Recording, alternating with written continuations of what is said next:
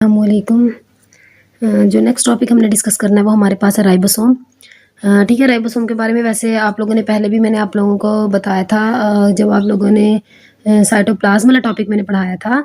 तो उसमें ये बात की थी कि जो साइटोसोल होता है उसमें ऐसी ऑर्गेनेलिज मौजूद होती हैं जिनके ऊपर कोई मेम्ब्रेन नहीं होती, तो वो राइबोसोम है। और राइबोसोम ही वाहिद ऐसी ऑर्गेनेली है जो प्रोकैरियोट्स में भी मौजूद होती है और जो यूकैरियोट्स में भी मौजूद होती है, क्योंकि प्रोकैरियोट्स में मेम्ब्रेन बॉन्डेड ऑर्गेनेली नहीं होती। लेकिन राइबोसोम क्या है? ऐसी ऑर्गेनेली है जिसके ऊपर कोई मेम्ब्रेन नहीं होती, इसीलिए ये प्रोकैरियोट्स में भी मौजूद होती है और यूकैरियोट्स में भी मौजूद होती है। ये वाहिद ऐसी ऑर्गेनेली है। इसकी अगर हम डेफिनेशन की बात करें तो ये क्या होते हैं? ये ग्रैन्युलर स्ट्रक्चर होते हैं। ग्रैन्युलर वर्ड निकला ग्रैन्यूल्स से, जिसका मतलब दानेदार। ठीक है, इसमें मतलब छोटे छोटे दाने स्ट्रक्चर्स होते हैं ये। इसके अलावा अगर फंक्शन की बात करें तो इसका काम है प्रोटीन सिंथेसिस का, यानी हमारे सेल में जो प्रोटीन बनती है जो हमारी बॉडी के लिए ज़रूरी है वो कहाँ बनती है?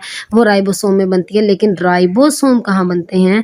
राइबोसोम न्यूक्लियोलाई में बनते हैं। ये आपने जब मैंने पढ़ाया था न्यूक्लियस वाला टॉपिक, तो उसमें हमने पढ़ा था कि वहाँ एक न्यूक्लियस अंदर कुछ और ग्रैन्युलर स्ट्रक्चर मौजूद होते हैं। एक से ज़्यादा होंगे तो उसको न्यूक्लियोलाई बोलेंगे, अगर एक होगा तो उसको न्यूक्लियोलस बोलेंगे। और उस न्यूक्लियोलस में आपके राइबोसोम बनते हैं। और राइबोसोम में क्या बनता है? प्रोटीन बनती है, यानी न्यूक्लियोलस को हम राइबोसोम फैक्ट्री बोल सकते हैं।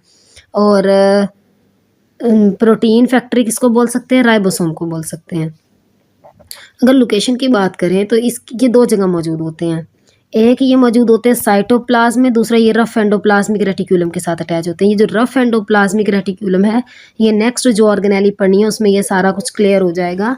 लेकिन जो हमारे पास राइबोसोम्स हैं वो सेल में दो जगह होते हैं। एक वो रफ एंडोप्लाज्मिक रेटिक्यूलम के साथ अटैच होते हैं, दूसरा ये साइटोप्लाज्म में मौजूद होते हैं। हमारे जो सेल का साइटोप्लाज्म है इसमें मौजूद होते हैं। तो इस बात को याद रखना है, क्योंकि काफ़ी दफ़ा बच्चे मिस्टेक यहाँ कर देते हैं कि MCQs आता है तो वो या साइटोप्लाज्म पे लगा देते हैं या रफ एंडोप्लाज्मिक रेटिक्यूलम पे लगा देते हैं, लेकिन ये दोनों जगह मौजूद होते हैं। कंपोजिशन की बात करें कि आपका जो है राइबोसोम वो किस किस चीज़ से मिलके बना है? राइबोसोम मिलके बना है प्रोटीन और राइबोसोमल RNA से। ठीक है, RNA की 3 टाइप होती हैं, messenger RNA, transfer RNA, ribosomal RNA। जो राइबोसोमल RNA है वो राइबोसोम बना रहा है और इसके साथ प्रोटीन बना रही हैं। राइबोसोम पे कोई भी मेम्ब्रेन नहीं होती, इसीलिए ये प्रोकैरियोट्स में भी मौजूद होती हैं। ये बात मैं आप लोगों को पहले बता चुकी हूँ कि इस पे राइबोसोम पे कोई मेम्ब्रेन मौजूद नहीं होती, क्योंकि प्रोकैरियोट्स में मेम्ब्रेन बॉन्डेड ऑर्गेनेलीज नहीं होती। ऐसी ऑर्गेनेली होती हैं जिन पे कोई मेम्ब्रेन नहीं होती, तो वो सिर्फ एक ही ऑर्गेनेली है जो राइबोसोम है।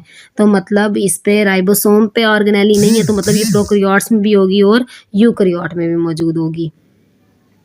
इसके अलावा जो यूकैरियोटिक राइबोसोम्स होते हैं उनका साइज़ बड़ा होता है और प्रोकैरियोटिक राइबोसोम्स का साइज़ छोटा होता है। मतलब मौजूद ये दोनों में है, प्रोकैरियोट्स में भी यूकैरियोट्स में भी। लेकिन जो यूकैरियोट्स के अंदर राइबोसोम होती है उसका साइज़ बड़ा होता है, और जो प्रोकैरियोट्स में राइबोसोम्स होती हैं उनका साइज़ क्या होता है? छोटा होता है। उसके बाद अगर हम बात करें स्ट्रक्चर एंड फंक्शन की, जो राइबोसोम है उसके 2 सब यूनिट होते हैं। राइबोसोम के 2 सब यूनिट हैं, यहाँ पे भी आपको डायग्राम में है। ये 2 सब यूनिट है, एक लार्जर सब यूनिट होता है और एक स्मॉलर सब यूनिट होता है। ये 2 यूनिट हैं जो जब इन्होंने फंक्शन परफॉर्म करना होता है ये दोनों अटैच हो जाते हैं किसके साथ?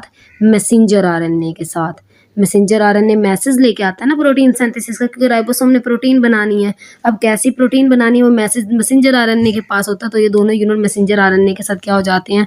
अटैच हो जाते हैं और प्रोटीन की सिंथेसिस करवाते हैं।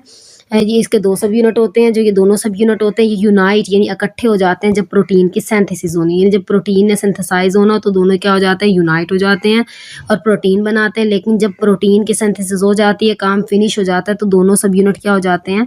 सेपरेट हो जाते हैं।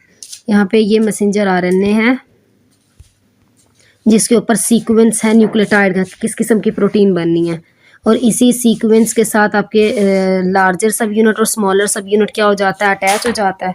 और जब ये फंक्शन परफॉर्म करेंगे तो दोनों सब यूनिट फिर क्या हो जाएंगे? ये दोनों अलहदा हो जाते हैं। लेकिन जब फंक्शन परफॉर्म करना होता है तो दोनों मैसेंजर RNA के साथ यूनाइट हो जाते हैं।